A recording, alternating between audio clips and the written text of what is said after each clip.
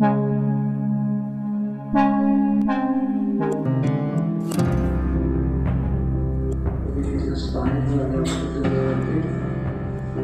wassalamu ala asrofil anbiya wal mursalin sayyidina Muhammad wa alihi wa sahbihi ajma'in. Amma ba'du. Sebagai kehormati para hadirin Bapak Haji Rusti nangka pengawas binaan SD Level Gula terjukan SD Kecamatan Basontora. Sebagai kehormati juga guru hebat Keren dan Gula yang 6 bulan sama-sama berjuang bercucur keringat sampai lulus kemarin. Kadin Ibu Mary spesialis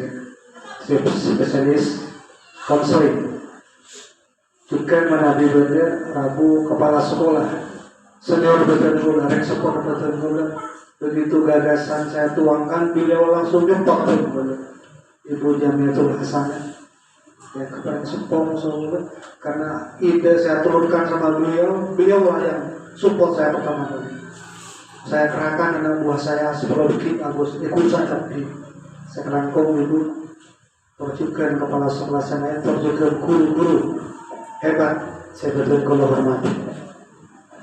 Amunci tanah syukur dari Allah Subhanahu Wa Taala atas sebagian nikmat saya ampun berki saya kenakan kalau serangan bisa pangki ruang kadito dalam rangka ajar aberi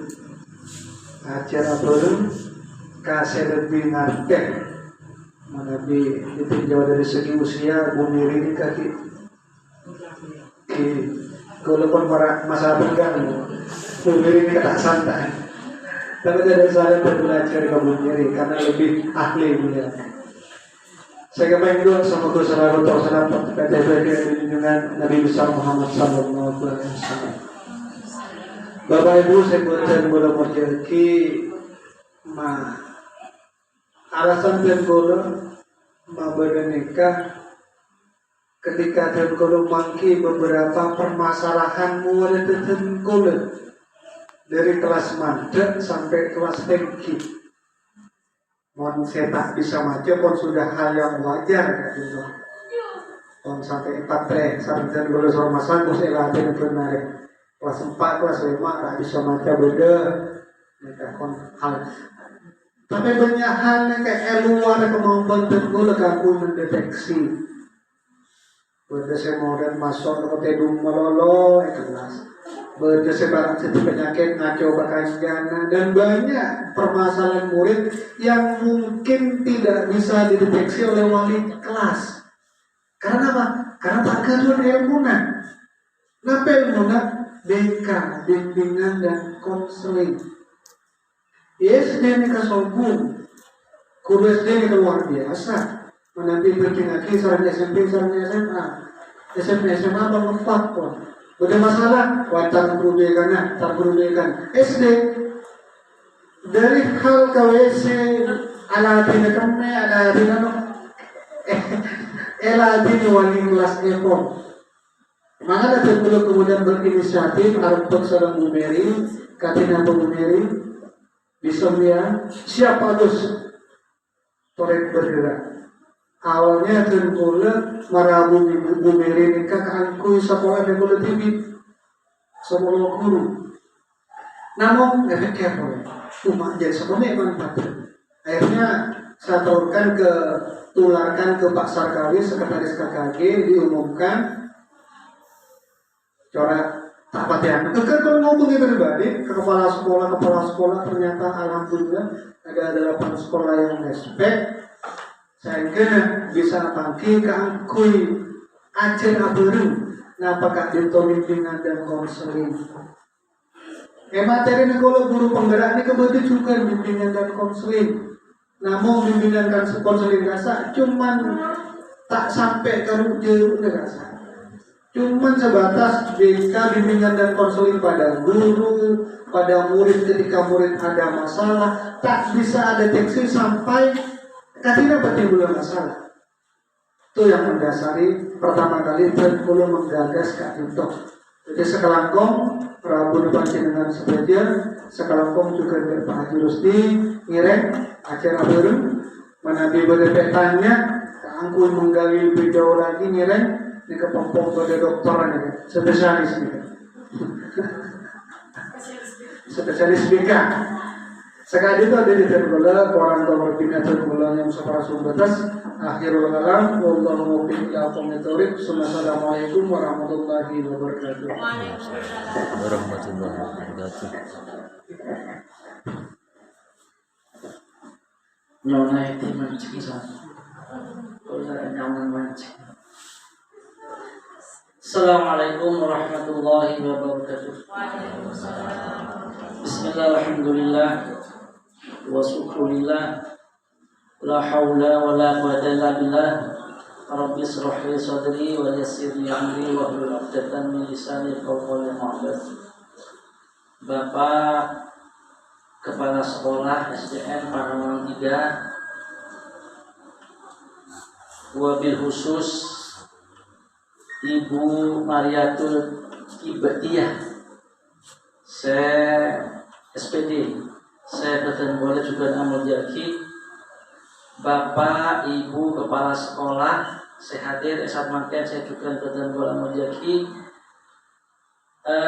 juga dekat para guru, stajah guru, Bapak Ibu, saya sangat Beten Boleh Amal Jaki, puji syukur Alhamdulillah, Beten Kaulah semakin semakin. Pas pokol sangat pakolo lemak kau udah berbicara itu, alhamdulillah ampun lengkap stage sekolah. Saya ngirim ampun hari saja bagus nih semua sekolah yang mendaftar. Betul kau udah sakoni bisawas menyampaikan amat kedekit dan juga terong ini ngaji juga. Kenapa yang jadi materi khusus yang untuk itu. Namun sebelum nepon dan kalau mau tahu sekelangkong, saya sobung bertesepon, terutama dekat kepala SDN Panongan Telok, si ampon berinisiatif, si ampon menggagas kegiatan kalintok sehingga ajaran lancar. Juga matau sekelangkong dan para peserta atas kehadirannya pun, atas kepesertaannya pun. Amarga sahebat-hebat Pak Agus Kalito mana bisa dukungan di Pajina Sedajah pakelar Pak Agus tak bisa. Wabil khusus dekat narasumber juga atau sekelangkong termasuk juga Pak Agus narasumber juga nanti menyampaikan. Tidak khusus PK-nya saja. Saya pikir juga perlu sebetulnya menyampaikan sedikit saya berdebat tentang penggeraknya. Beliau berdua Kalinto status Epon semakin adalah guru penggerak. Dan ini yang saya maksud, kenapa Pak Agus Pak Kotu menyampaikan itu? Kenapa saya bocah guru penggerak itu? Pak Agus menyampaikan. Bapak dan Ibu yang saya hormati, perpanggian dari makian Kalinto, pelaksanaan makian Kalinto, mana bidan boleh menilai termasuk kegiatan senikat. Pak Agus ini nikat. Apabila pemakaian boleh motor nikat, mana tarik kegiatan berlambang dan bisa. Kegiatan semacam ini biasanya dilaksanakan sarang UPT pendidikan biasanya. Otak K3S bersama gerbunya nggak bisa. K3S, kemudian TPKPSD, mari pendidikan sampaikan apa melebur ini, kemudian Paruga, kemudian PPA, apa? Pengujuan PPA, PAI, atau gugus-gugus yang melaksanakan. Tapi semakin Pak Agus ini masuk nikat, nggak boleh TV lucu. Orang Bapak Agus ini masuk lancar, punten tak lancar. Mana bisa pun yang lancar. Cuma boleh TV. Nah, semakin punten. Mas itu karena pon memberitahukan kepada kami sangat merestui, sangat mengizinkan. Sudah bulan-bulan juga kepada ketua K3S. Saya paling penting semakin apa Pak Agus ini mak laju dengan boleh TV. Mak mama tua mau ada TV, Nikah benih mama tua bagus. Amarga juga tuntutan kewajiban sebagai guru penggerak. Yang istilah kurikulum merdeka karena semakin ke aksi nyata. Benih perilaku ijili ilmu, ajar, konsep punya, tapi aksi nyatanya tidak ada. Ya semakin ke aksi nyata dari eksistensi beliau berdua ini toh sebagai guru penggerak. Maka jadi kalau juga matur sekarang kong kepada jelas saja, amarga nikah kudu disupport, kudu dibantu. Oke, silakan dibantu. Kalau panjenengan juga butuh kepada guru penggerak, siapa Gus Bumi ini siap? Siap. Gratis. Tak siap nggak boleh mas nanti boleh. Karena apa? Sekolah mereka sudah menyampaikan guru penggerak Kak Dinto adalah guru hebat, guru terbaik yang memang dipilih oleh negara kanggo mendorong percepatan pendidikan. Setiap guru penggerak ini gampang atau bisa Kaulah motor tak bisa, nikah ternyata bisa. Motor bisa, makanya sebeli nih SD. Orang SMP berapa bu? Sebeli ya. Jadi mau cara melarang tua, betul nggak ternyata bukti saya tak melarang. Mau cara melarang, banyak handphone sih nyoba sih, sama-sama tuh mau coba. Saya banyak mencoba dulu bergerak, banyak saya mau, tapi tak temat dari makanya memang berat jadi guru penggerak. Tahapannya itu banyak. Tahap seleksinya aja berapa tahap itu untuk seleksinya aja 2 tahap kalau tidak salah seleksinya itu. Lain saat pendampingan pendidikan Kalisa macam-macam mereka selama berapa 6 bulan ya? 6 bulan mereka di drill untuk menjadi guru penggerak. Bodoh karya Iman bola nih belajar dengan belajar. Loka karya nih sekali 7 2 seket ya. 2 seket dari pokok bendu sampai pokok 2 tapi aja setengah telur. Tahun ini belajar lain apa dia? Internet, ini semacam tunjangan. Oh tidak ada. Ya itu. Ada PMO juga kan? PMO itu apa ya? Project Management Office yang banyak berbicara tentang masalah project learningnya, project learning, pembelajaran tentang project. Kalau nanti di sekolah penggerak ada. Nah kalau di guru penggerak itu, kenapa tuh kesan guru penggerak ini kan? Keangkuy, kenapa? Mempelopori komunitas pembelajar yang ada di sekolah. Udah yakin mana bisa sekolah kalian itu apa masa? Amat kebun apa? Kau lawan nih, kalau yang jauh, tertempon membawa aktivitas apapun kantor, yang jauh, mau bodoh roketara, apa roketara itu harus, roadshow keliling Nusantara, bodoh boleh kemarin BNN tentang narkoba, banyak yang dilaksanakan sehingga kalau ini. Dan memang kegiatan semacam Kak Dito ini wajib hukuman tentang wajib bagi sampean sih maksud. Buktinya tak semua sekolah ikut, tapi yang Pak Saleh sunnah muakkad Mas Saleh. Artinya muakkadnya apa? Ini kebutuhan buat sampean dan kaum ini. Maka dari itu atas hadirnya sampean nikah, yakin kalau akan menambah ilmu sampean. Banyak manfaatnya kepada beliau berdua nih kak, guru penggerak. Banyak manfaatnya kak. Nomor setong yang pasti karena kemudian drill selama 6 bulan dipastikan ilmu tentang kurikulum merdekanya mumpang tak cuma 100% misalkan 10% pun jebol. Nomor 2 apa? Oleh sertifikatnya sudah dia bukan ya? Sudah? Belum pengukuhan tapi sudah ini ya. Sertifikat sudah keluar. Sertifikat jenika kenapa polojo? Ratusan jam ya. JP-nya Kalisa. Piagamnya ini kewenangan pangkat pun. Gitu.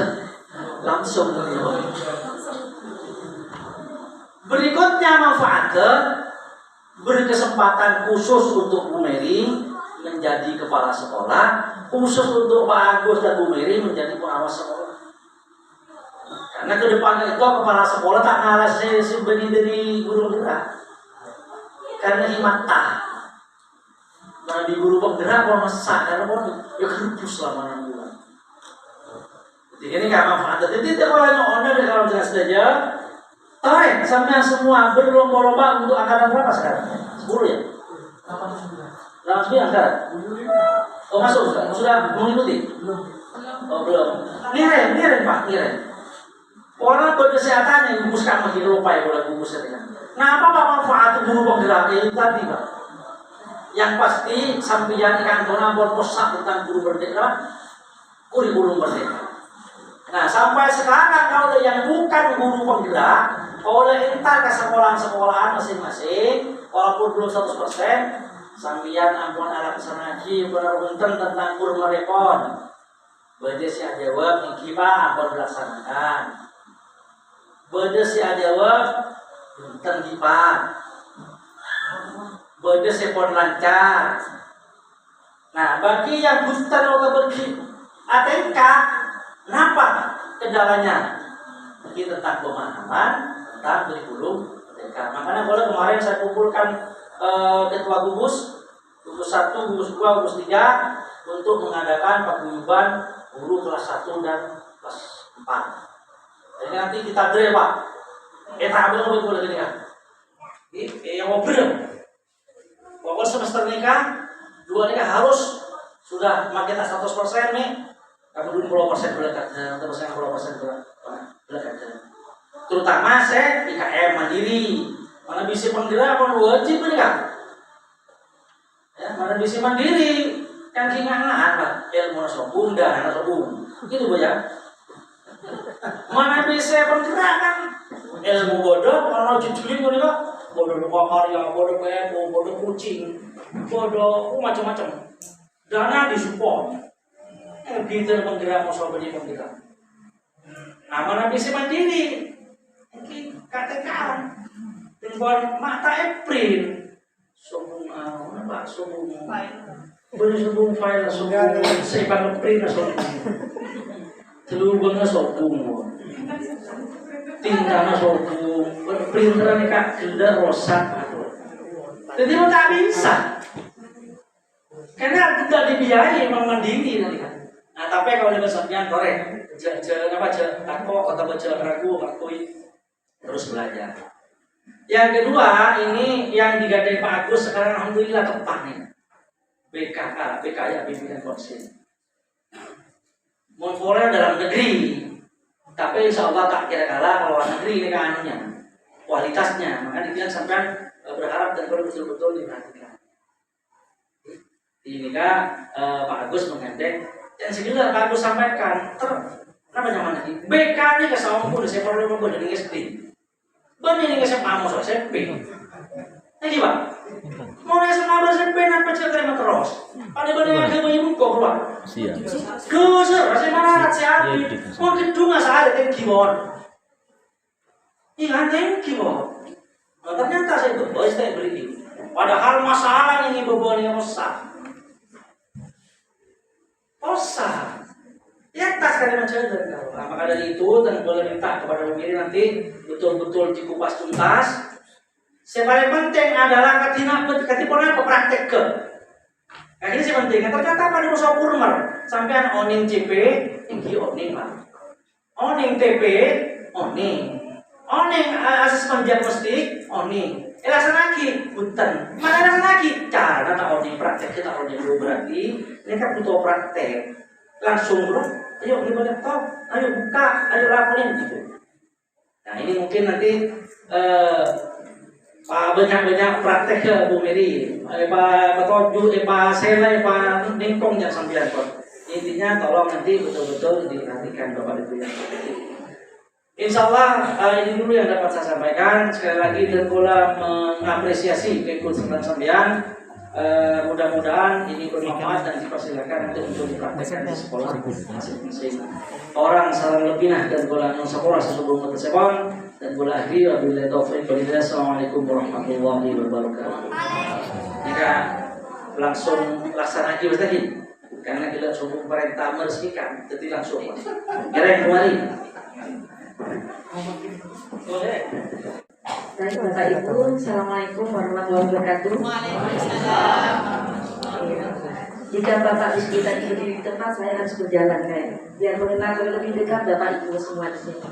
Sebelumnya, biar Bapak Ibu tahu saya, mungkin ada yang sudah kenal, saya akan menceritakan siapa Bu Mary dulu.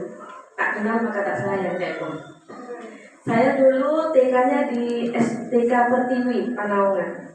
Kemudian melanjutkan ke SDN Panawan 1. Ada Bu Hasanah, sekarang ada Bu Yulin. Lanjut kemudian SMP SMPN 1 Pasongsongan. Pindah sini kayaknya cuinan. Kemudian SMA saya di SMA 3 Pamekasan. Di sini dan dulu kenapa saya memilih BK padahal katanya BK itu jurusannya orang nggak pintar katanya. Dulu saya cita-citanya jadi dokter, tapi melihat, ternyata mungkin orang tua saya tidak mampu karena mahal. Berubah lagi, kok saya senang ya baca-baca majalah tentang psikologi.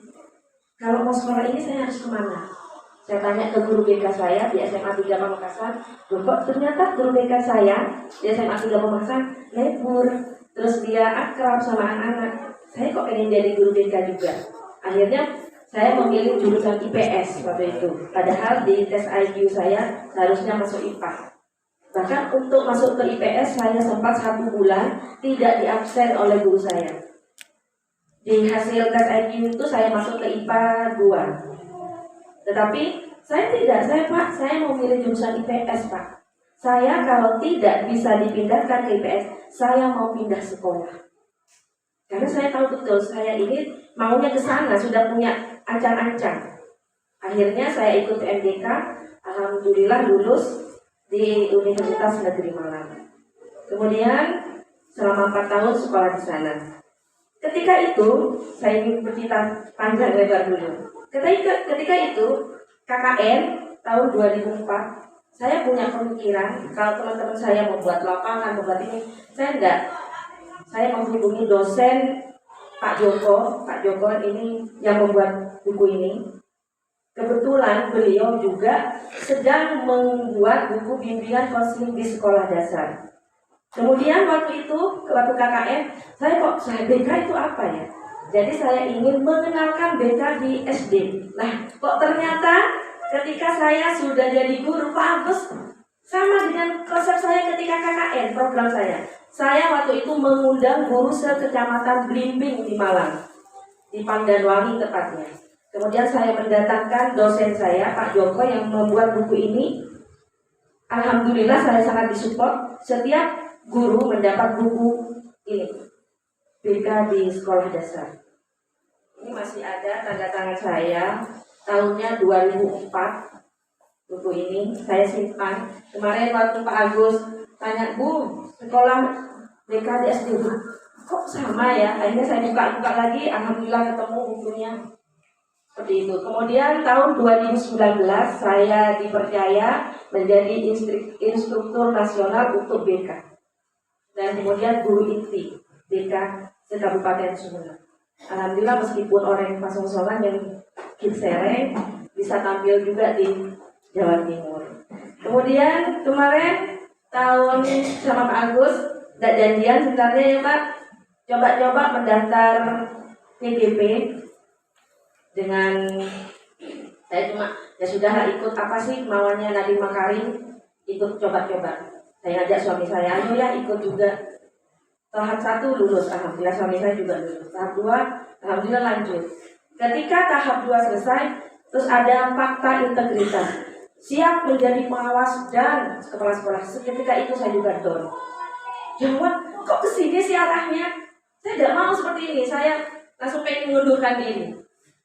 Sudah saya mengundurkan diri. Tapi suami saya, sudahlah bunda, ikuti saja. tidak akan penuh kasta tahu, dan penuh kasta tahu katanya suami saya. Dengan saya panik, ya sudahlah tanda tangan Bismillah sudah. Alhamdulillah sama-sama lulus dari TGB baik saya maupun suami saya. Dan akhirnya hari ini saya bisa berdiri di depan Bapak Ibu sekalian. Saya ingin sudah ya perkenalannya. Lanjut ini. Kira-kira menurut Bapak Ibu ketika mendengar kata bimbingan konseling, apa yang terlintas di benak Bapak Ibu? Dipanggil BK. Kenapa Pak? Murid yang nakal. Oke, ada lagi? Anggapan atau animo masyarakat tentang BK? Anak yang bermasalah. Anak yang bermasalah ya Bu ya. Nah ini sebenarnya sangat salah Ibu, Bapak. Iya, jadi BK itu tidak hanya ngurusi anak yang bermasalah. Apalagi saat ini banyak yang mengatakan BK itu sama kayak polisi sekolah. Dan misalkan Bapak kepala sekolahnya juga yang memimpin belum paham tentang BK, mampuslah kami. Tetapi ketika seorang guru BK berani, saya dulu waktu itu zamannya Pak Kardi, kepala sekolah SMP 1 Pasongsongan, saya dijadikan kesiswaan. Saya bingung, kesiswaan ini ngurusnya memang yang nakal-nakal, sedangkan BK ini bukan yang kesana. Iya, jadi saya bingung. Tetapi karena waktu itu saya GTT, saya tidak berani. Saya juga salah salah praktek. Akhirnya saya juga menghukum siswa.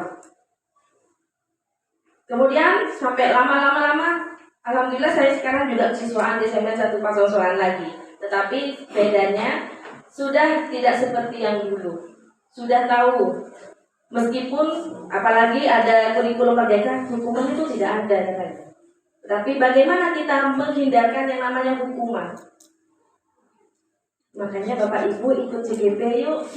Sangat banyak ilmunya. Tidak harus jadi kepala sekolah. Sudahlah itu urusannya Allah. Mau jadi kah, mau tidak, terserah sudah. Tetapi yang pasti di CGP itu diajarkan bahwa guru tidak boleh menghukum. Apa yang harus dilakukan? Ya, ada kesepakatan kelas, ada konsekuensi, ada restitusi ya Pak Agus. Tetapi kami tidak akan membahas itu. Kalau misalkan Pak Haji Rusti mau mengundang kami lagi boleh. Saya lanjut ke BK-nya ya Pak ya.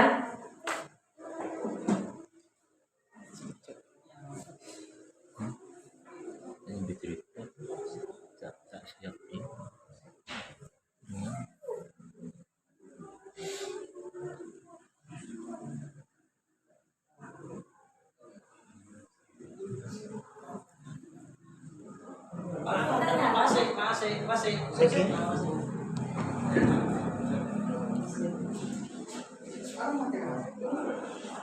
Di SD itu seperti apa? Kemudian apa sih kegiatan pokok layanan BK di SD? Nah, yang ketiga mungkin ini yang paling ingin diketahui Bapak Ibu. Bagaimana teknik memahami siswa SD? Jadi ternyata bu guru BK itu bukan ahli psikologi ya yang bisa melihat kejiwaan, tidak. Jadi berdasarkan hasil tes maupun non tesnya kita pelajari bersama-sama. Jadi ketika siapapun menterinya mau berubah apapun kurikulumnya, kita harus siap dan pantang menyerah, siap belajar. Karena katanya Ali bin Abi Thalib itu kita harus belajar sepanjang hayat.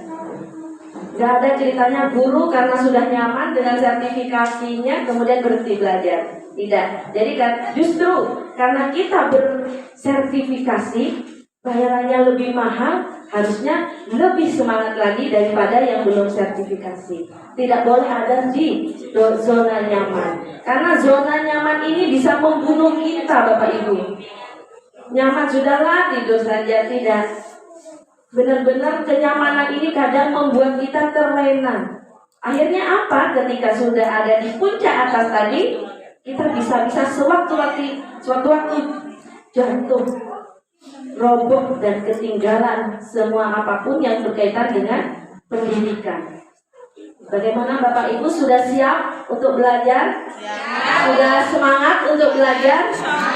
Luar biasa. Tepuk tangan dulu dong, biar semangat kita. Baik, kita lanjutkan. Nah, kita ke pokok materi. Apa sih sebenarnya BK?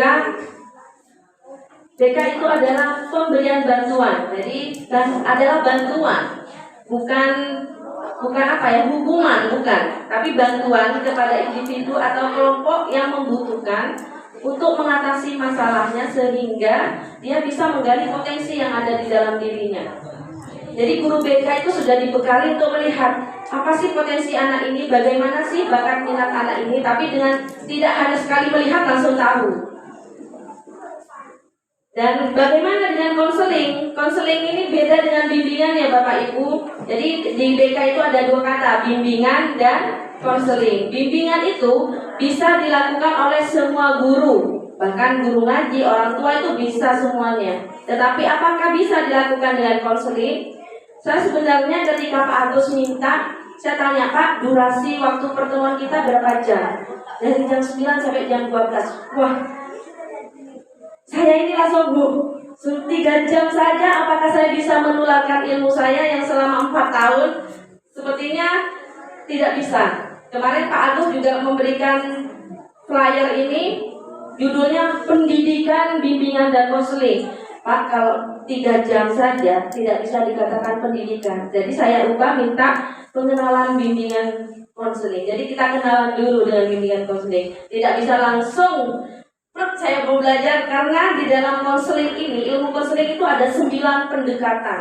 Dan tiap pendekatan ini ada teorinya masing-masing dan ada tahapannya masing-masing. Kadang guru BK saja, mungkin ada yang lulusan BK di sini belum paham. Apalagi Bapak Ibu yang dasarnya saja belum tahu. Jadi saya kasih pengenalan dulu Bapak Rusdi, mohon maaf tidak langsung ke intinya ini Pak. Kalau konseling itu harus dilakukan secara face to face atau secara langsung. Boleh sekarang karena adanya cyber konseling atau konseling yang dilakukan secara online karena kemarin pandemi. Jadi kami bisa melakukan melalui video. Jadi tetap bisa melihat bagaimana tingkah laku anak. Apakah anak ini bercerita bohong apa tidak? Ada ilmunya juga itu. Kenapa? Misalkan kalau secara psikologi, kalau di BK ada ilmunya, tapi kami memang ada tambahan psikologi pendidikan. Misalnya pegang hidung, ketika ditanya pegang hidung, pegang apa, bingung tangannya, itu ciri-ciri dia sedang berbohong. Tapi ketika dia ditanya kalau kiku lama, mungkin dia benar-benar nyata, tidak mengarang cerita. Tetapi ketika ditanya, ya Bu, begini-begini, kelihatan kan? Itu biasanya ada cenderung bercerita tentang hal yang di luar atau tidak terjadi atau berbohong. Sudah bisa membedakan kan Bapak Ibu bimbingan dan konseling? Jadi kalau bimbingan itu bisa dilakukan oleh siapa saja, tetapi konseling memang harus orang yang sudah memiliki sertifikat atau ijazah S1. Tetapi kalau Bapak Ibu mau belajar pasti bisa juga. Nah, kalau bimbingan konseling adalah serangkaian kegiatan berupa bantuan yang dilakukan oleh ahli, yang dilakukan secara terus-menerus untuk mengatasi masalah sehingga anak-anak ini bisa mencapai potensinya. Sehingga bisa juga kalau katanya Pak Nadim sekarang ada fase berapa kalau di SD Bapak Ibu? Kalau di SMP fase D, kalau di ABC ya.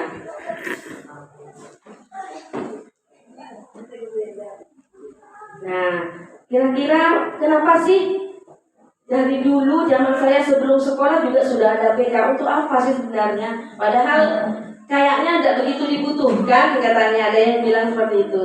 Jadi tujuan BK itu ternyata sangat dibutuhkan dalam kehidupan sehari-hari agar kita bisa memahami anak kita, terutama siswa kita khususnya. Jadi membantu peserta didik agar dapat mencapai tujuan perkembangannya. Apa saja perkembangannya? Perkembangannya itu anak dibagi menjadi 4. Pribadinya bagaimana? Sosialnya bagaimana? Kemudian belajarnya bagaimana, kemudian karirnya yang terakhir. Jadi di sini guru BK harus membuat program layanan yang terdiri dari 4 bidang ini: pribadi, sosial, belajar, dan karir. Semuanya ada apa namanya ya? Kalau di kami itu layanan, kalau di Bapak Ibu mungkin pembelajaran. Jadi pembelajaran tentang kepribadian anak, misalnya bagaimana cara mengetahui emosi anak. Misalnya itu, kalau sosial bagaimana mengetahui hubungan sosial anak. Biasanya ada tesnya juga untuk mengetahui hubungan anak ini. Namanya sosiometri, untuk mengukur hubungan sosial. Saya akan berikan nanti misalkan ada Bapak Ibu yang butuh, misalnya kayak apa sih gaya belajar anak, ada filenya saya kasih. Hanya saja karena saya beli aplikasinya, jadi tidak bisa diubah. Misalnya mau diubah ke SD-nya Bapak Ibu, misalkan ada yang bisa pinter IT mau diubah monggo, saya kasih nanti, tapi ada labelnya SMN 1 Pasongsolan. Kemudian bagaimana sosial belajar dan karirnya, kira-kira kalau anak SD itu karir seperti apa yang harus diketahui. Ini ada di BK.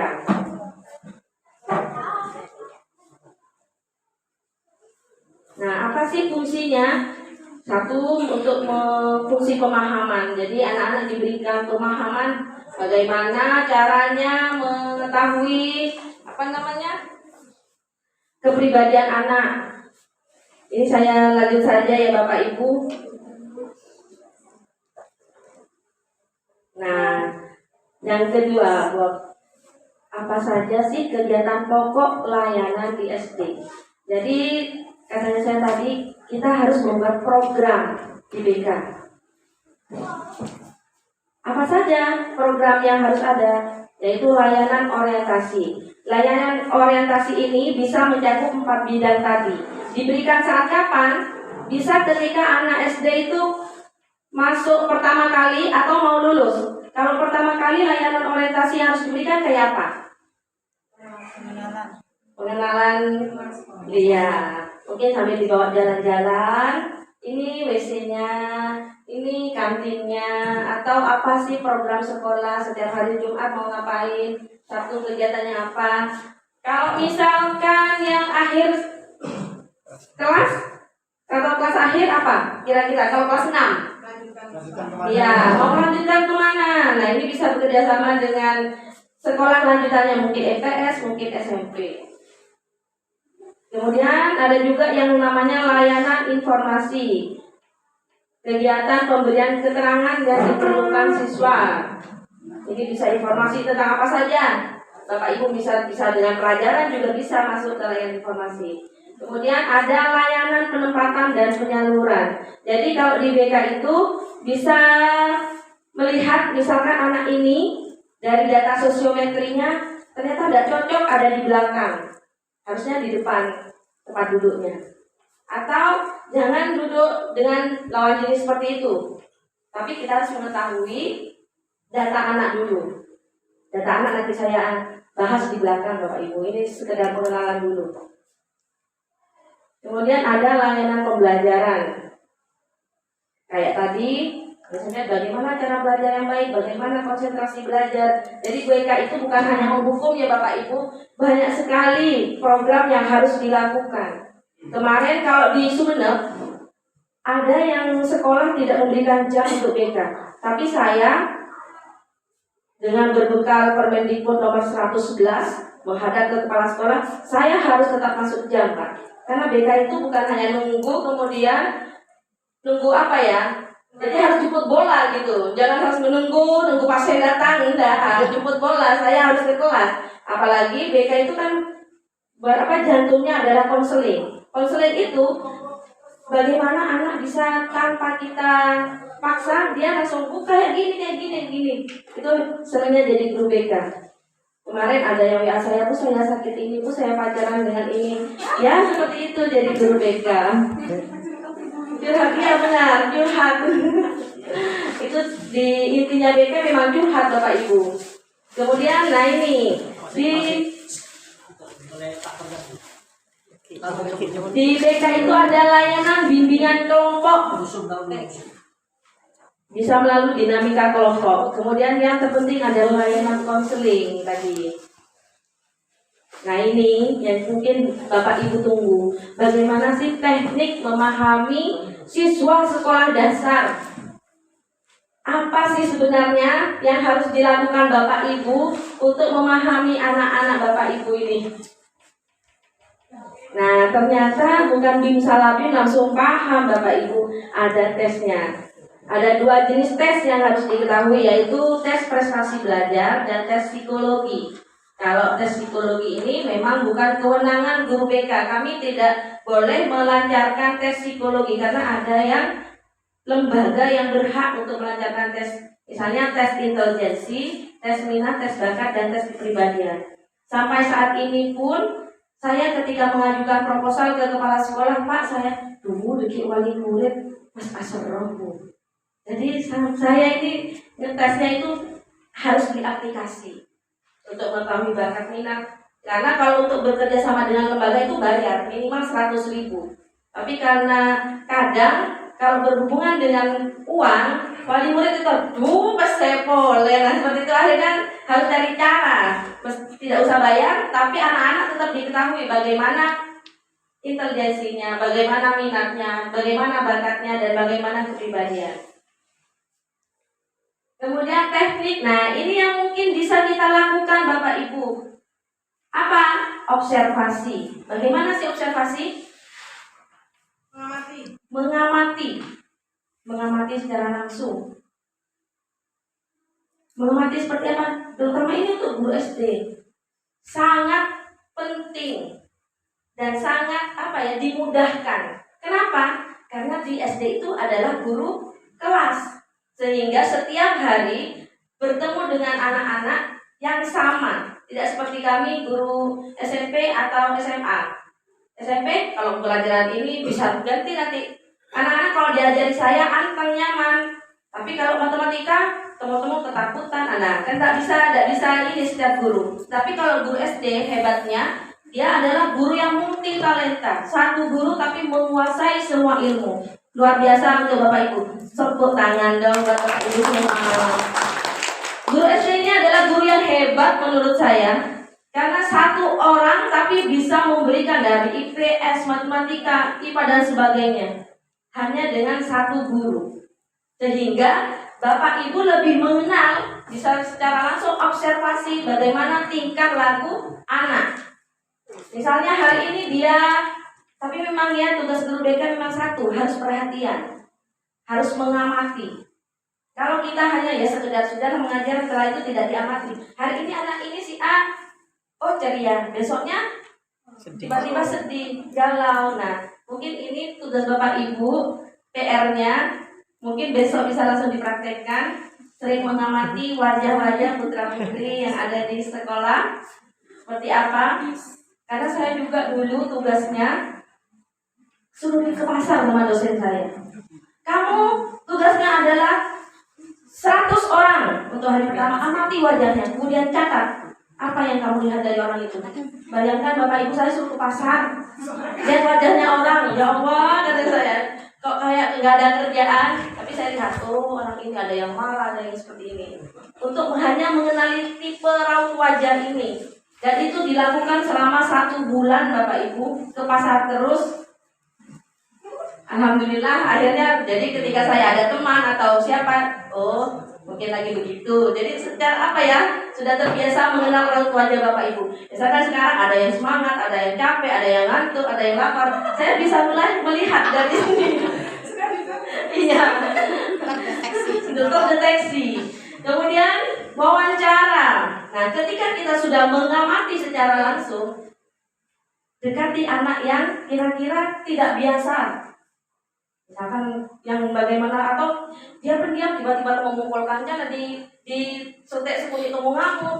Kira-kira ada apa? Dengan pertanyaan wawancara, ada apa? Dengan pertanyaan biasa dulu. Nah, ini sosiometri Bapak Ibu. Saya akan memberikan aplikasinya melalui Pak Agus ya Pak Agus. Nah, apa sih sosiometri? Ini akan diketahui siapa sih yang terpopuler di kelasnya. Siapa sih yang tidak terpopuler? Yang tidak dipilih temannya, tak kancai, tak tangke. Kira-kira siapa? Ini hebatnya guru BK, bisa tahu siapa ya andalannya kelas ini. Nah, sosiometri ini untuk mengukur hubungan sosial. Kemudian di SD saya lihat anak saya di Perawan 1 ya Bu Yuli, kemarin katanya ada pemeriksaan kesehatan. Nah ini bisa digunakan sebagai data. Anak ini misalkan ada yang sakit apa, jadi kita bisa mendeteksi. Misalkan nanti ada yang TBC, bisa dipisahkan dengan yang lain. Kemarin saya dapat WA dari teman saya, murid saya, Bu, saya muntah darah.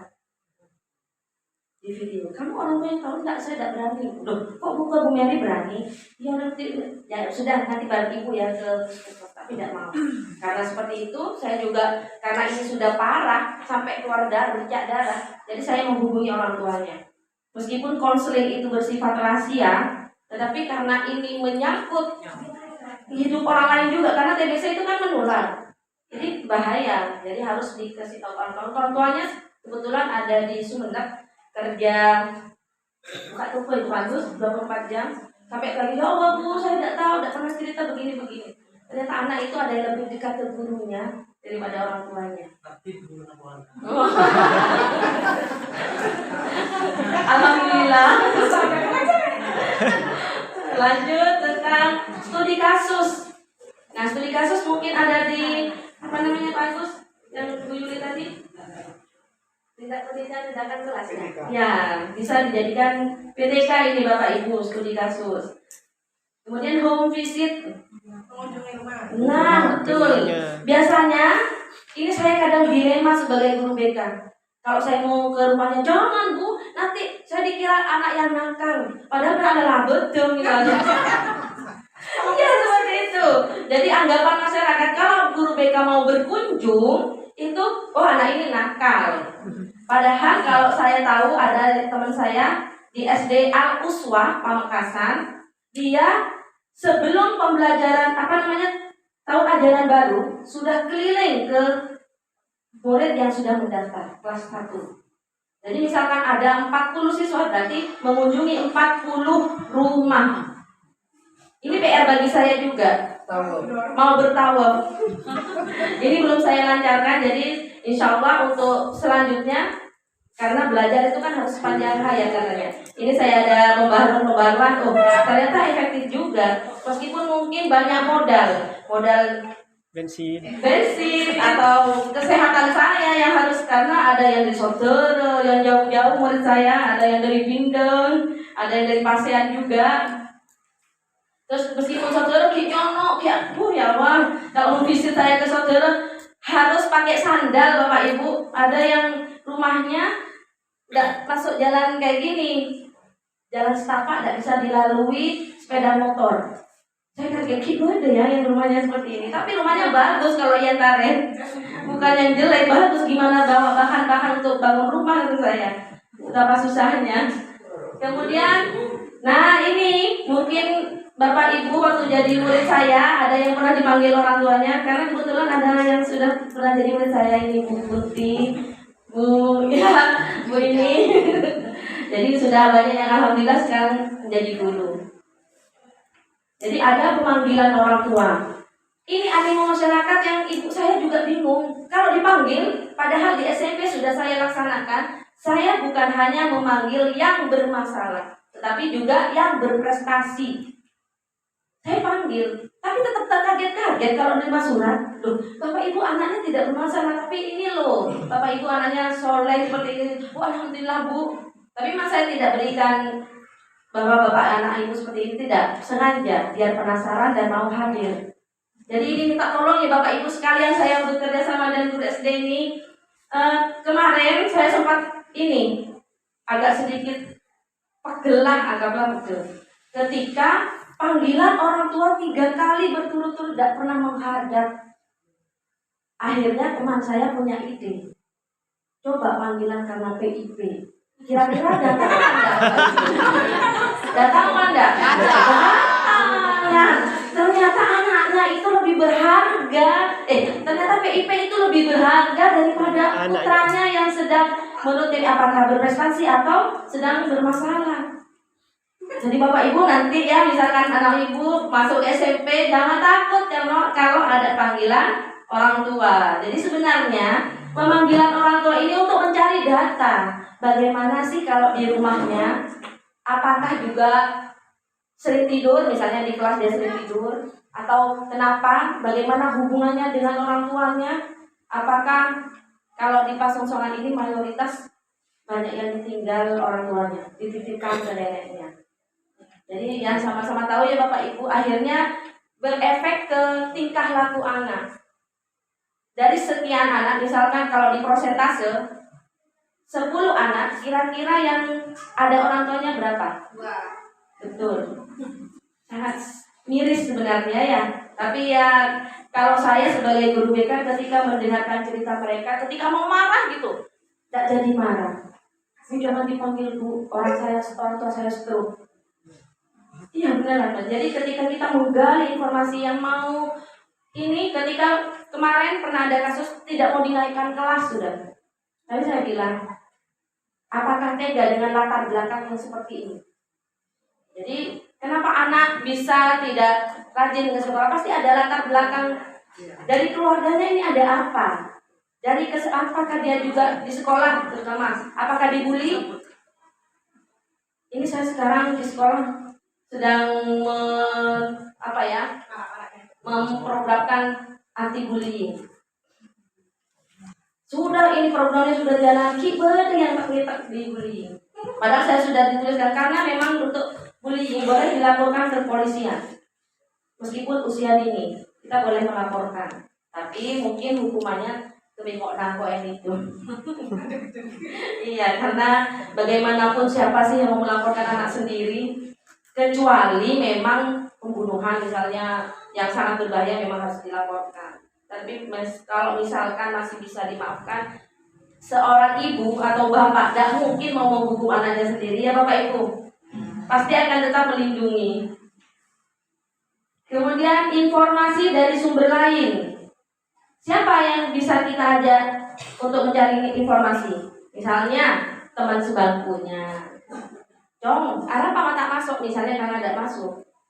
Mungkin karena ini. Atau tetangganya. Atau guru yang lain yang dekat dengan rumah kliennya atau konselingnya. Nah, yang terakhir adalah konferensi kasus. Bapak Ibu pernah mengadakan konferensi kasus? Nah, konferensi kasus ini misalnya Bapak Kepala Sekolah ada, bisa pengawas, bisa wali kelasnya, orang tua murid, dan mungkin anak yang bersangkutan duduk bersama. Misalnya kasusnya kira-kira misalkan terkait narkoba, rokok yang sudah berlebihan atau mukul temannya sehingga mau dikeluarkan. Jadi harus mendatangkan semua pihak sehingga ketika sudah ada kebijakan atau keputusan dari sekolah, tidak ada pembantahan lain, tidak ada cacat di luar. Semuanya sudah, karena ada pengawasnya sudah ada, kepala sekolahnya sudah ada, wali kelasnya, orang tuanya atau walinya kalau tidak ada orang tuanya. Jadi kita harus mencari informasi anak sehingga tipe anak ini seperti ini. Kita tidak harus menjudge atau melabeli anak kamu nakal. Kenapa nakal? Tidak seperti itu. Pasti ada latar belakang. Dari sekian banyak siswa, yang nakal adalah yang biasanya kurang kasih sayang, dititipkan ke neneknya. Jadi bagaimana sebagai guru? Kalau saya itu ngalos ayolah Cong. Ternyata kalau anak dikerasi, bukan tambah lari. Tapi ada juga, tapi Bapak Ibu perhatikan juga, ada anak kalau yang dialosi ngelonjak. Nah, iya, jadi kita juga harus tegas ke anak yang model seperti ini. Baik Bapak Ibu lanjut ya. Kira-kira sudah paham untuk mengenali anak? Ada gambaran? Ada gambaran? Ada. Apa yang harus dilakukan? Sudah paham? Coba saya mau tanya. Kira-kira ada yang bisa memberikan rangkuman bagaimana cara mengenal anak enggak? Ayo Bapak Ibu, saya kalau ke siswa itu katanya sudah paham, ditanya udah tahu. Nah, itu saya bingung, makanya saya harus punya data. Apakah Bapak Ibu paham? Kalau paham saya lanjutkan, kalau udah paham diulang lagi sampai Bapak Ibu paham. Karena kita bukan dukun Bapak Ibu, guru BK bukan dukun. Untuk tahu anak harus seperti ini, enggak. Jadi kita harus mencari data. Kalau tadi pakai tes mungkin harus keluar uang. Tapi kalau dengan ini observasi, wawancara, kemudian sosiometri, mungkin juga ada tambahan gaya belajarnya seperti apa. Saya juga punya aplikasinya, sehingga Bapak Ibu bisa tahu, oh anak ini tipe kinestetik, visual, atau auditori, atau ketiganya. Apakah sudah ada yang punya aplikasinya? Apakah sudah pernah mencoba bagaimana gaya belajar anak? Sudah tahu? Apalagi katanya Pak Nadiem, ada titipan kemarin ke saya dan Pak Agus tentang pembelajaran diferensiasi. Sudah, ini Bapak Ibu sudah tahu? Nah, ya, ini adanya pembelajaran diferensiasi harus menggunakan asesmen diagnostis dan asesmen non diagnosis. Bagaimana caranya? Salah satunya adalah harus tahu gaya belajar anak. Bapak Ibu saya kasih nanti melalui Pak Agus. Hanya saja ya gitu, namanya tetap SMP Pasongsolan. Kecuali Bapak Ibu pinter aplikasi, silakan diutak-utak, bisa diubah ke SD-nya, tidak apa-apa. Lanjut ya Bapak Ibu, sudah paham kan? Mara Sinta, sudah hafal Bu Sinta? Tanya lagi Pak, Iya, ada yang mau bertanya mungkin? Silakan dicatat, kalau perlu nanti bisa ditanyakan. Jadi tujuan dari pengumpulan data adalah memperoleh gambaran siswa secara menyeluruh. Jadi Bapak Ibu tidak hanya melihat, "Mbak, Narcong nakal." Nah, kenapa bisa nakal? Harusnya jadi pertanyaan. Nah, bagaimana caranya biar kita tahu? Yaitu tadi Bapak Ibu harus seperti ini, observasi dan sebagainya. Karena kita bukan dukun yang harus menduga-duga, apalagi mencap atau melebeli anak tanpa kita tahu yang terjadi di belakang anak itu. Mbak, nakal. Nakal yang kayak apa? Jangan-jangan anak itu anak hebat, tapi karena dicap nakal akhirnya menjadi nakal beneran. Apalagi katanya Pak Agus ini, kata-kata seorang ibu atau bapak itu mustajab. Ketika bapak ibu mengucap nakal, bisa jadi beneran nakal Bapak Ibu. Jadi hati-hati untuk ke putra-putrinya sendiri atau ke murid-murid kita, tidak mengecap atau melabeli anak. Nah, baik ini. Nah, ini contoh pemanggilan orang tua yang berprestasi Bapak Ibu. Kebetulan ini kemarin slide-nya saya pakai untuk pengenalan orang tua murid. Mungkin ada muridnya Bapak ini. Iya. Pinter ya kok. Pintar. Masih butuh ya kok. Ini masih seragamnya seragam coklat. Masih foto lama ini. Kemudian ini pemanggilan orang tua yang bermasalah. Iya. Nah itu kayak mungkin Bapak Ibu sudah kenal Bapak ini. Iya. Mungkin sudah tahu bagaimana dia latar belakang anak itu tanpa kasih sayang ibunya. Saya Pak ke Putri Joyce itu ditelepon, Mbak sudah sholat. Mbak kenapa? Tidak ada orang tuanya, tidak ada ibunya. Ternyata kalau tidak ada ibu, patah yang namanya anak itu.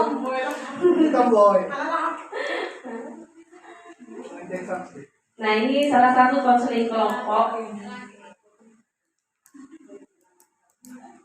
Ini saya ada yang tetangganya ibu ini.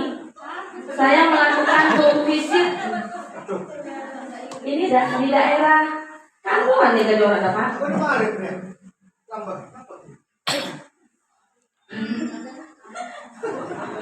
Ini di daerah Geleman ini Bapak Ibu.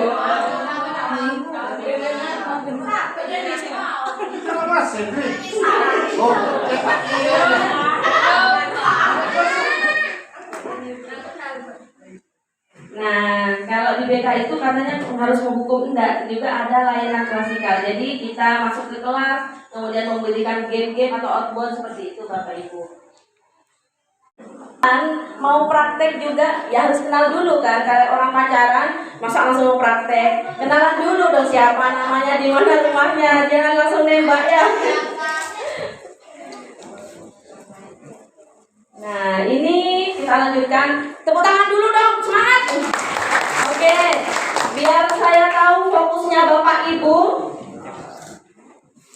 Saya memberikan game sebentar, karena meskipun capek harus semangat kan ya.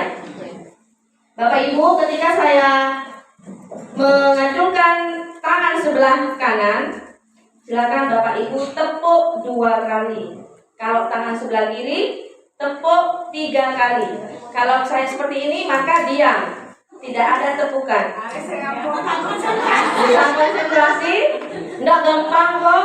Biasanya kalau guru SD lebih hebat, lebih banyak yang namanya speakingnya ya Bapak Ibu. Jadi saya berikan yang sederhana saja.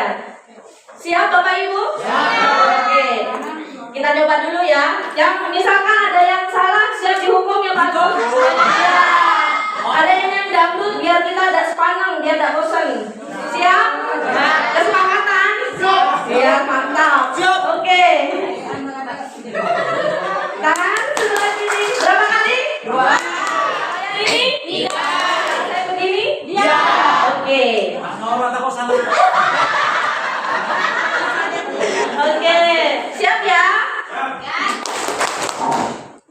Dua. Pak, Cak ini apa Pak. yang salah? Ini tadi percobaan. Pak Agus nanti siap ya? Yang ini 2, yang ini 3. Kalau saya begini? Ya. Oke. Tepat Pak. Berlebih Pak.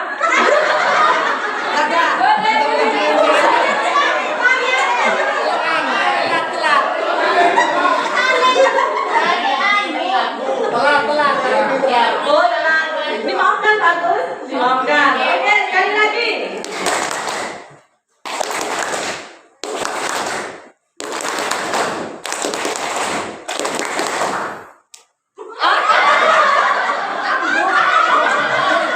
Oke, tepuk tangan buat Bapak Ibu semuanya. Berarti sudah siap menerima materi selanjutnya.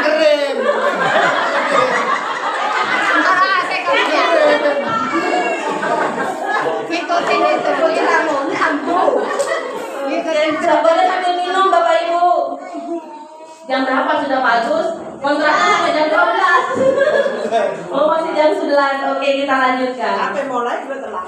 Iya. Iya, seharusnya boleh lebih berarti nanti ya. Boleh. Cinta keburu Bu. Harus ada nasi ya. Ada nasinya juga aman. Siap. Oke, ini prosedur dan teknik diagnosa kesulitan belajar. Saya tadi malam susah mencari. Ini kira-kira yang paling susah di SD apa ya? Mungkin ini menurut saya. Tapi sebenarnya kalau di sini Bapak Ibu berminat bisa fotokopi. Ini buku lama sih sebenarnya, cuma memang masih akurat ilmunya, masih bagus. Bimbingan dan konseling di sekolah dasar. Ini dosen saya masih di RS, Bapak Ibu sekarang sudah profesor. Ini masih buku lama.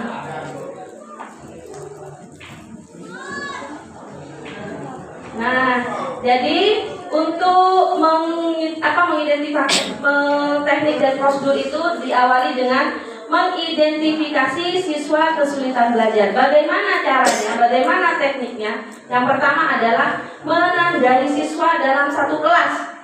Kira-kira dalam satu kelas yang kesulitan belajar siapa?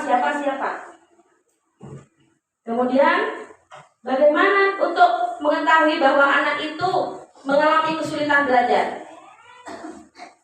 Dengan cara melihat nilai raportnya atau nilai ulangannya.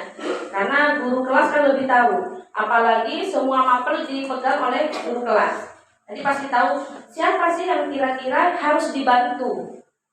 Karena seorang guru BK itu harus attending atau perhatian.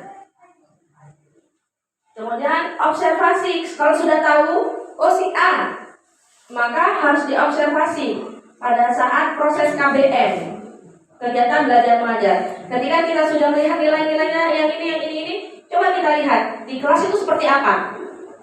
Apakah ketika pembelajaran dia tidur, dia aktif, bergerak-gerak, atau melamun? Atau dia ini senang sama gurunya, akhirnya tercengang sama gurunya. Atau dia lagi jatuh cinta Jadi banyak kemungkinan ketika diobservasi. Kemudian kita periksa buku catatan pribadinya. Oh iya Bapak Ibu, ini saya kasih filenya juga. Ini adalah buku bimbingan dan konseling SMP Negeri 1 Pasuruan. Ini adalah buku pribadi. Apa isinya? Banyak sekali. Jadi informasi apapun ada di sini. Ya sama dengan anekdot. Kalau anekdot itu catatan sehari-hari peristiwa dan kalau ini lebih dari itu. Jadi di sini ini ada tata tertib siswa, tata tertib sekolah. Jadi anak-anak punya sendiri-sendiri. Kemudian keterangan pribadi kayak rapor, nama lengkap, nama panggilan, jarak dari rumah, anak keberapa. Ini kan data bagi kita. Selain informasi dari orang tua, ketika kita mau visit, kita juga harus punya ini. Kemudian kecakapan khusus. Jadi di sini sangat lengkap ya Bapak Ibu. Apakah anak itu pernah mengikuti kursus atau les? Kemudian apakah pernah mendapat penghargaan? Atau bagaimana pengalaman organisasinya? Bahkan kita harus tahu bagaimana sifat atau temperamen anak itu. Apakah ini diisi anak sendiri? Apakah rendah hati? Apakah mudah marah? Apakah suka humor? Jadi dari data ini kita tahu anak. Karena kita bukan dukun katanya saya. Jadi kita harus punya buku pribadi. Kemudian tentang keluarganya juga ada di sini. Bahkan data kesehatan seperti yang saya bacakan tadi, di sini ada apakah alergi, apakah sudah divaksin atau bagaimana kegiatan sehari-hari anak. Mungkin kalau butuh filenya lengkap ini, tapi harus diisi. Jangan hanya saya punya filenya tapi kemudian nggak diisi, maka kita tidak akan mengenal anak kita. Pak Agus bersedia.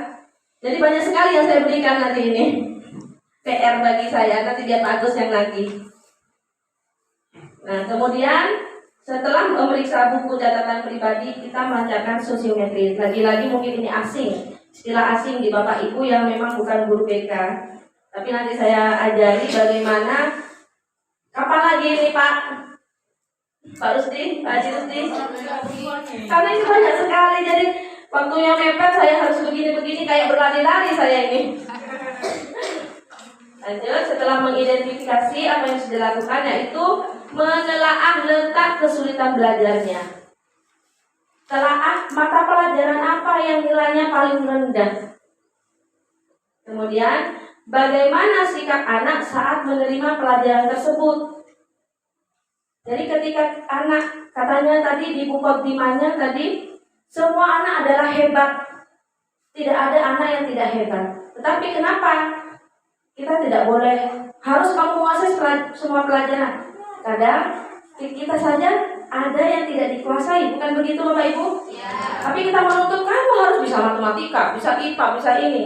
Tidak adil itu Bapak Ibu. Jadi memang anak-anak itu hebat di bidangnya masing-masing. Ada anak kita yang pintar nyanyi, ada yang pintar lari, ada yang di matematikanya bagus. Semuanya anak hebat. Jadi yang harus kita lakukan adalah mencari data apa yang membuat anak ini ditinggal oleh teman-temannya. Misalkan IPA-nya yang lain 10, dia masih di 7 atau 6. Nah, kita yang harus mencari. Tidak boleh kita yang lagi butuh. Enggak. Sudah istilah kuno seperti itu Bapak Ibu. Karena katanya Nadiem Makarim, anak Indonesia ini semuanya hebat, bagus. Tugasnya siapa untuk menemukan potensi anak? Guru. Bagaimana caranya? Kita harus belajar. Sekarang Pak Agus ada diferensiasi pembelajarannya. Jadi kita punya dasar bahwa setiap anak itu beragam, tidak ada yang sama. Bahkan yang kembar saja, saya punya murid Tegar Teguh mungkin di Palang 1 Bapak Ibu, itu sama, tapi karakternya berbeda, padahal kembar. Ada yang mungkin dari Palang 1, Alvin dan Vino. Saya merasa, kemarin saya jadikan status, Alvin, apa Vinonya ya, keren loh Bu, ketika dia di proyek P5, dia luar biasa tanggung jawabnya. Kulit tahu. Iya beneran itu. Saya temannya ada yang malas-malasan loh. Ini anaknya kelihatan hebatnya anak itu. Dia bertanggung jawab ketika dikasih kita memberikan kepercayaan. Karena Renangka ternyata kalau dia di bidang ini Biar Bu sayang ini Bu, saya yang wah inilah kehebatan anak kita yang kita memang makanya ketika ada yang misalnya kurikulum anyar tak lebur karena Bapak Ibu belum belajar. Tapi ketika Bapak Ibu sudah ada di dalam kurikulum itu, maka Bapak Ibu akan berterima kasih pada Nadiem Makarim. Sebenarnya konsep lama Nadiem Makarim itu, karena siapa pencetusnya adalah Ki Hajar Dewantara, Bapak pendidikan kita. Nadiem hanya mengingatkan kembali tujuan pembelajaran dari Ki Hajar Dewantara adalah satu yang saya ingat di kepala saya ini, keselamatan dan kebahagiaan anak, bukan mencerdaskan, bukan memintakan, bukan Bapak Ibu, tapi adalah membahagiakan. Apakah anak kita sudah bahagia? Apakah anak kita sudah selamat? Jadi tujuan pembelajarannya sekarang itu. Tidak ada, bahkan ini Capsek yang mungkin sudah mendahului. Tidak ada yang ranking 1, ranking 2. Tapi apa Pak Agus? Keteladanan akhlak. Karena semuanya hebat. Semakin kita mendalami kurikulum Merdeka ini, maka saya dulu di modul 1 Pak Agus, saya sampai nangis Bapak Ibu. Betapa saya berdosanya selama ini sama murid. Saking saya menghayati yang namanya dari tujuan pembelajaran hati. Kita itu ngotot, kamu harus pintar begini kan? Ya Allah, apakah anak saya bahagia? Bahkan saya ke anak saya sendiri, untuk yang keluar yang pertama kali Ziko, saya tuntut, kamu harus begini, kamu harus begini. Beda dengan anak yang kedua Zakira, saya biarkan itu. Akhirnya ternyata saya melihat bahwa Zakira ini lebih bahagia daripada Ziko. Karena Ziko ini harus kayak saya diktator, kamu harus begini, kamu harus begini. Iya. Saya untuk yang Zakira, saya biarkan kamu mau belajar, iya, tidak mau belajar terserah, saya biarkan. Kemudian kemarin ini bunda saya kok bisa ya ranking 1 katanya. Saya juga data itu tidak belajar Bu. Saya biarkan kamu yang semakin tingkat usia semakin tinggi, kamu akan semakin banyak tuntutan. Biarlah mereka bahagia dulu, kata saya seperti itu. Jadi kita tidak boleh harus menekan begini. Jangan Bapak Ibu, kasihan. Sudah tidak zaman ya Bapak Ibu. Anak kita harus ranking 1, ranking 2 sudah tidak zaman. Yang paling utama anak kita harus berakhlak, berkarakter. Kita yang harus memilih sana. Meskipun pintar sama gurunya. Ada saya punya murid pintar, ketika ada gurunya tak nyapa. Ketika yang nakal ada gurunya, Pak, Bu, mampir. Nah, jadi ada apa sebenarnya dengan pendidikan? Ketika kita mendewakan mereka yang pintar, ternyata ada yang kita lupakan, akhlak anak tersebut. Seperti itu Bapak Ibu ya. Lanjut ya. Nah, dari tadi menelaah, kemudian kita menentukan jenis dan karakteristik kesulitan dan faktor penyebabnya. Apa saja? Nomor 1, dari faktor internal. Apa faktor internalnya? Misalnya dari fisik anak tersebut. Apakah ketika pembelajaran atau KBM anak itu cepat lelah, kurang semangat, mudah pusing, sering sakit, atau gangguan penglihatan. Kadang nilainya jelek, ternyata dia sudah minus matanya. Nah, yang kedua adalah faktor psikologis. Apakah perhatiannya dari orang tua, dari guru sudah tercukupi? Bagaimana bakat anak itu, bagaimana minat anak itu, dan bagaimana pembiasaan sehari-harinya. Kemudian emosi saat pelajaran. Jangan disangka emosi itu adalah orang marah ya Bapak Ibu. Kalau di kami emosi itu banyak. Ada cinta, ada senang, ada marah. Jadi yang namanya emosi itu bermacam-macam perasaan ya. Jangan dikatakan bukan emosi, berarti kamu marah, bukan ya. Jadi emosi saat pelajaran, ekspresi anak itu harus diperhatikan. Kemudian faktor eksternalnya, faktor keluarga. Bagaimana pola asuh orang tua terhadap anak itu? Bagaimana hubungan dengan keluarganya? Apakah ataukah sama sepupunya, sama macediknya? Seperti itu. Kemudian bagaimana suasana rumahnya? Apakah di pegunungan? Misalnya di pegunungan, apa efeknya kepada anak? Bagaimana kalau misalkan tinggal di Lebel? Apa bedanya? Nah, ini sangat mempengaruhi kepribadian anak. Kemudian ekonomi rumah apakah berpengaruh terhadap anak? Ekonomi orang tua? Sangat berpengaruh ya. Ekonom kapti, Pak. Iya. Jadi saat ini kita harus tahu ya Bapak Ibu. Jadi kalau kita sudah tahu faktor internal dan eksternalnya, Bapak Ibu tidak usah jadi dukun, sudah tahu, oh nah ini begini gitu. Karena apa? Datanya sudah lengkap. Dan enaknya juga kalau misalkan ada apa-apa, misalkan ada demo dari orang tuanya, Bapak Ibu sudah punya data lengkap. Mereka ngomong apa kita nyaman ngomongnya. Begini, ini loh datanya anak sampean kok masih ngeyel misalnya. Tapi kalau kita tidak punya data, mau melawan, apakah itu LSM atau siapa, ya kita takut. Tapi kalau kita datanya lengkap, mau dicari siapapun, berani. Apakah di SD sudah ada data seperti ini? Sudahkah pernah melakukan yang seperti ini? Nanti Bapak Ibu siap untuk mempraktekkan ya.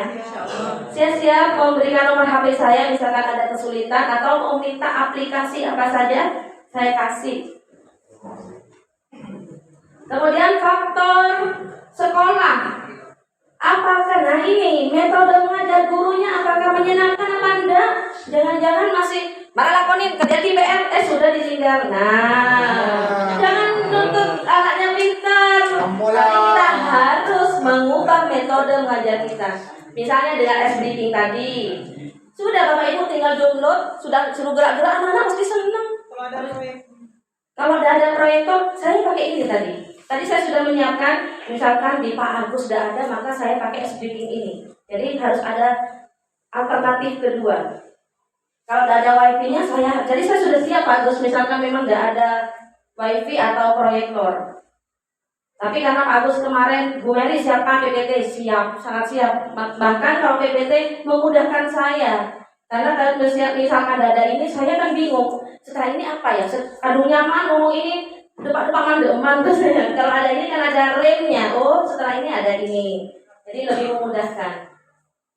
Kemudian setelah metode mengajar guru, bagaimana hubungan dengan guru? Murid dengan guru atau murid dengan murid. Ini harus diperhatikan. Kemudian bagaimana media pembelajarannya Bapak Ibu untuk yang sudah PMM? Sangat banyak ya di YouTube atau di media sosial lainnya yang kita bisa mengunduh soal-soal atau video pembelajaran yang membuat anak tidak bosan. Yang ketiga adalah faktor masyarakat. Bagaimana kegiatan siswa dalam masyarakat? Apakah dia aktif dalam misalnya ikut sepak bola atau karang taruna, ikut-ikutan gitu anak SD. Kemudian bagaimana lingkungan hidupnya? Anak seperti tadi, apakah dia di daerah Lebek? Bagaimana kalau di Lebek kebiasaannya? Apakah ada kebiasaan mengucapkan kata-kata kotor yang kadang tanpa anak saya sering di SMP?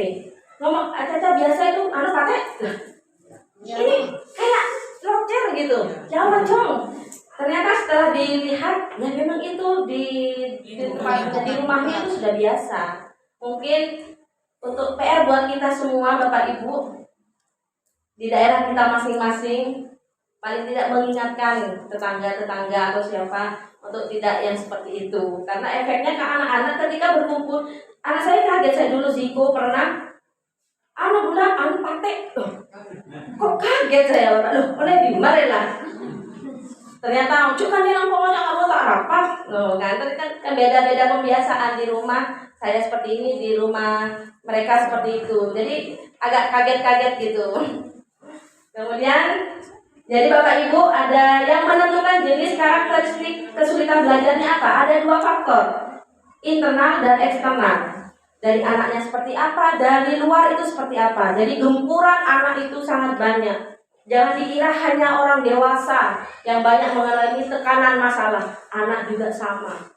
Mungkin bedanya, tapi kita kadang anak mikir apa tuh. Padahal sekarang kompleks masalahnya anak.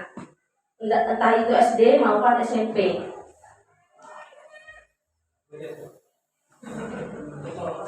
Kemudian selanjutnya kita memberikan kemungkinan bantuan. Nah, Apa sih yang bisa dilakukan sebagai guru? Satu, apakah siswa tersebut masih bisa dibantu atau tidak? Artinya, kalau masih bisa dibantu, monggo menggunakan prosedur yang tadi. Tapi misalkan Bapak Ibu tidak mampu, misalnya terkait anak itu minus, apakah Bapak Ibu mampu memberikan obatnya?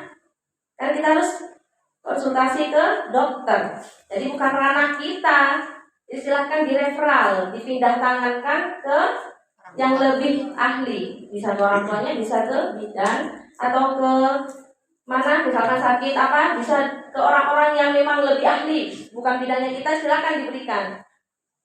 Kemudian berapa lama waktu yang diperlukan untuk mengatasi kesulitan belajar? Kita buat ini.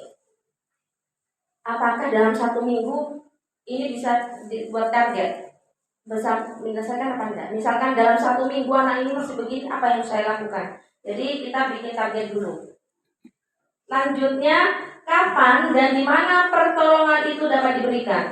Apakah di sekolah bisa langsung diselesaikan apa tidak? Kalau misalkan tidak, apakah harus home visit atau kita yang memanggil orang tuanya? Jadi seperti itu. Kemudian, siapa yang dapat memberikan bantuan pemecahan masalah? Apakah hanya cukup di wali kelas atau kita melibatkan kepala sekolah atau wali murid dan sebagainya? Misalkan berkaitan dengan polisi, apakah juga penting untuk mengundang Bapak polisi? Kemudian bagaimana cara membantu siswa agar dilaksanakan secara efektif? Kira-kira seperti apa Bapak Ibu? Biar efektif. Ketika kita sudah tahu data anak, maka secara otomatis, secara naluriah akan terefektif. Tapi kalau kita tidak punya data sama sekali, hanya menjudge, hanya melabeli, pun tidak selesai masalahnya. Selanjutnya, siapa sajakah yang dapat dilibatkan dalam membantu siswa? Ini tadi sudah ya. Kemudian lanjut. Bagaimana mengatasi kesulitan belajar? Ini misalkan gangguan psikologis. Ini jadi sekaligus pemecahan masalahnya yang bisa dilakukan Bapak Ibu. Misalkan gangguannya dari anak, dari psikologi anak, apa yang dilakukan sebagai guru? Bisa private talk atau berbicara secara pribadi, panggil anaknya. Apa dong? Tanyakan. Kalau mau tanyakan jangan ujuk-ujuk mana apa, tapi tanyakan dari topik netral. Sudah sarapan? Jangan langsung to the point Bapak Ibu. Harus pemanasan dulu. Harus apa ya? Ya bagus. Harus iya, pemanasan dulu. Jadi kamu dari mana? Samu berempat dari hal-hal kecil. Siapa yang ngasih uang tadi? Ibunya dari mana? Jadi hal-hal seperti itu ditanya. Jangan langsung ke inti, Bapak tidak enak. Harus pemanasan ya Bapak Ibu, Bapak ini ya maunya ke inti saja. Harus pemanasan dulu. Nah, kemudian nanti kalau sudah anak-anak biasanya kalau sudah merasa nyaman, sudah senang dengan pembicaraan sebelumnya, tapi kalau ujuk-ujuk benar apa? Benar, takut. Gelas nyamun berempat, sudah sarapan, berempat nasi kurinya, misalnya seperti itu. Jadi anak sudah merasa nyaman, akhirnya anak itu akan dengan terbuka. Ibu boleh lagi kan. Nah, akhirnya kita punya data. Oh, ternyata anak ini bukan karena patah hati, tapi karena orang tuanya mau berangkat ke TKI misalnya. Akhirnya galau, akhirnya tidak konsentrasi belajar. Nah, ini ke konseling sudah, ranahnya ini konseling. Bapak Ibu saya tidak bisa berikan konseling karena ini, tapi nanti saya akan berikan contoh percakapan konseling. Atau Bapak Ibu bisa melihat di YouTube bagaimana proses konseling. Tapi karena ini waktunya agak mepet, saya harus berikan penjelasan keseluruhan dulu ya Bapak Ibu. Setelah misalkan private talk itu sudah berhasil, tidak usah direferat. Tapi kalau masih belum berhasil, silakan dialih tangankan ke siapa? Bisa ke kepala sekolah mungkin, atau orang tuanya dipanggil, atau mengundang bidan, atau mengundang siapa. Oke, jika kesulitan ternyata belajarnya tadi itu disebabkan karena psikologis ya Bapak Ibu. Misalkan anak karena galau dan sebagainya. Misalkan disebabkan karena kebiasaan belajar yang salah, apa yang harus dilakukan guru? Jadi harus melakukan bimbingan belajar. Kira-kira nilainya misalnya yang terendah adalah matematika. Maka untuk anak ini apakah bisa diberikan bimbingan belajar tambahan? Ternyata di kepribadiannya ini tidak bermasalah, tidak ada apa-apa. Bagus. Maka ternyata yang setelah diidentifikasi ternyata yang salah adalah kebiasaannya saja. Dia tidak pernah belajar, sering lihat HP tiap hari. Ini kan kebiasaan-kebiasaan yang salah. Maka yang harus dilakukan guru adalah seperti itu, memberikan bimbingan belajar. Kemudian latihan pembiasaan perilaku yang diinginkan. Kalau saya ini biasanya melatih anak dengan memberikan jadwal kegiatan sehari-hari. Saya tanyakan dulu, kamu biasanya jam 5 ngapain? Setelah itu, nah kita punya data sudah. Oh ternyata anak ini bukan buku hanya ketika di sekolah. Ya gimana bisa ngikuti pelajaran temannya? Wong kamu tidak pernah buka buku. Jadi apa yang harus bisa dilakukan seorang guru BK? Kita memberikan jadwal kegiatan sehari-hari. Sholatnya jam berapa, buka bukunya jam berapa. Dan bisa sukses asalkan si anak juga mau. Kita mau nuntut bagaimana kalau anaknya tidak mau. Nah tapi kita bisa bekerja sama dengan yang tadi. Siapa? Orang tua. Jadi kita bisa memberitahukan orang tua bahwa anak ini begini, kebiasaannya seperti ini. Ini misalkan dari kebiasaan belajar yang salah. Misalkan setelah diidentifikasi, jadi kita banyak kemungkinan ya Bapak Ibu. Jadi guru BK itu harus melihat kemungkinan apa saja yang menyebabkan anak ini begini. Kan tadi psikologi anak, kemudian kebiasaan belajar. Yang ketiga adalah kebiasaan karena kurang motivasi. Tidak ada yang perhatian. Kira-kira apa yang harus dilakukan guru? Hindarkan saran yang melemahkan kegairahan belajar. Biasanya benar bodoh. Nah ini kira-kira ke anak semakin termotivasi apa enggak? Kita sudah mencabut hindar aja yang so ibu ruang kok yang berbutuh tak usah ajar. Jadi jangan sampai kita melemahkan anak. Kemudian berikan dorongan self competition. Seperti apa? Kalau di kurikulum yang baru ini kita tidak boleh memberikan reward ya Pak Agus ya. Misalkan ngasih benar-benar oleh permen itu tidak ada. Jadi mungkin dengan pujian atau yang tapi tidak boleh kayak apa ya? Benar Pak Agus yang bagus. Hadiah seperti itu untuk karena kamu berhasil itu enggak. Jadi kita berikan target kalau kamu bisa begini kamu bisa ke dirinya sendiri juga. Efeknya ke diri sendiri bukan karena hadiahnya itu tidak boleh di kurikulum merdeka. Kemudian tunjukkan manfaat pelajaran di masa depan. Misalnya mau ajar IPA akan tahu begini. Jadi misalkan matematika, apa untungnya dari pelajaran tadi? Seperti itu. Kemudian selanjutnya yang disebabkan karena apa ini Bapak Ibu saya tidak lihat.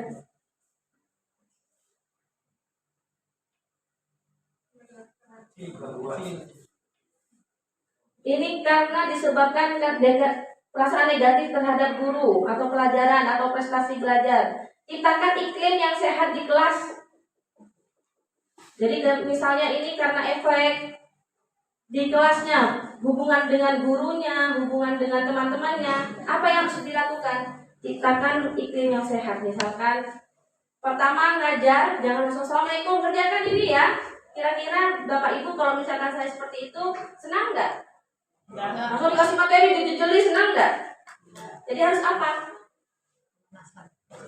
Main dulu Bu. Nah, jadi sapa dulu, assalamualaikum gimana kabarnya gini atau cerita apa? Ibu tadi kecelakaan ke anak-anak karena begini. Anak-anak sudah langsung yang sebelumnya tidak siap akan kembali diingatkan. Akhirnya mereka mentalnya siap untuk menerima pelajaran. Jangan ujuk-ujuk langsung dikasih materi.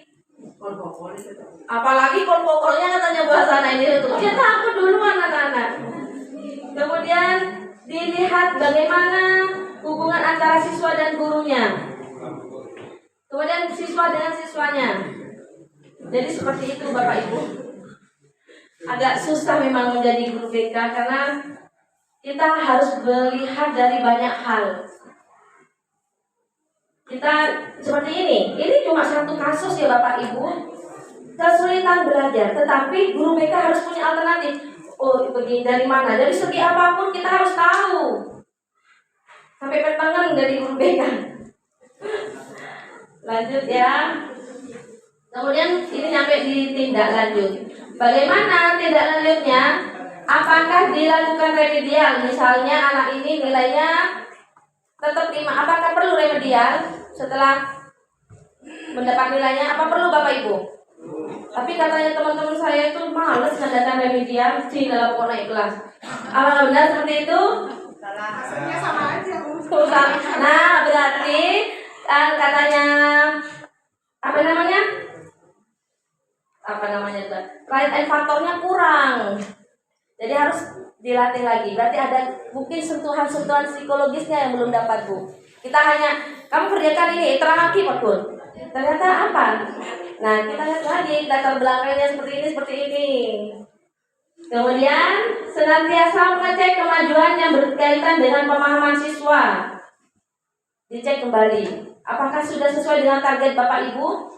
Nah, kalau masih anak ini tidak berhasil, apapun yang dilakukan kita sudah mentok, silahkan bisa direferal kepada psikolog atau konselor. Kalau misalkan Bapak Ibu tidak ada konselor atau psikolognya, mungkin bisa tanya saya ada apa. Bu, saya anak ini begini-begini, monggo Bapak Ibu nanti saya bantu.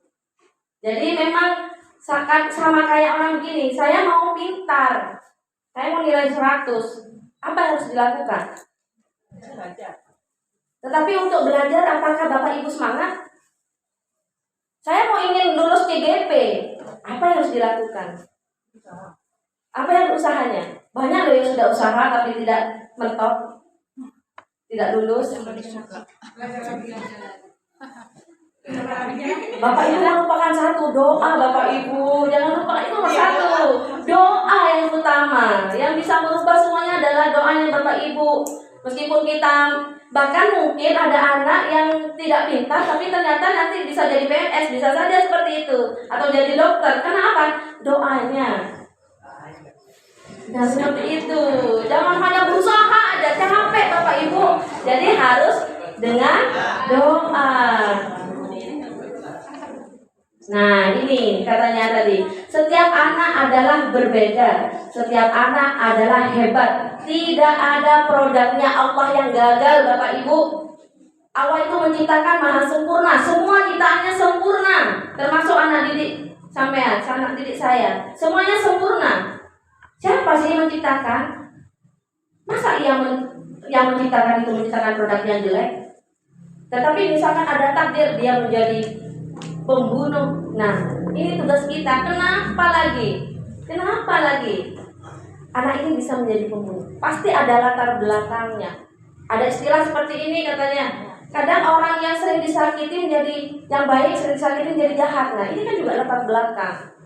Jadi ayo kita sama-sama berpositif thinking bahwa anak kita adalah anak yang hebat, yang luar biasa. Jadi tugas kita yang harus membersamai putra-putri Bapak Ibu. Tugas kita mengenali potensi anaknya. Tapi kebanyakan banyak yang malpraktek Bapak Ibu sebagai guru. Saya merasa ini ke KHD lagi ya Pak Agus. Jadi kembali saya mengingatkan bahwa tujuan pendidikan sekarang bukan untuk mencerdaskan, tetapi membuat anak merasa nyaman, bahagia, dan selamat. Siap Bapak Ibu dengan tantangan yang baru?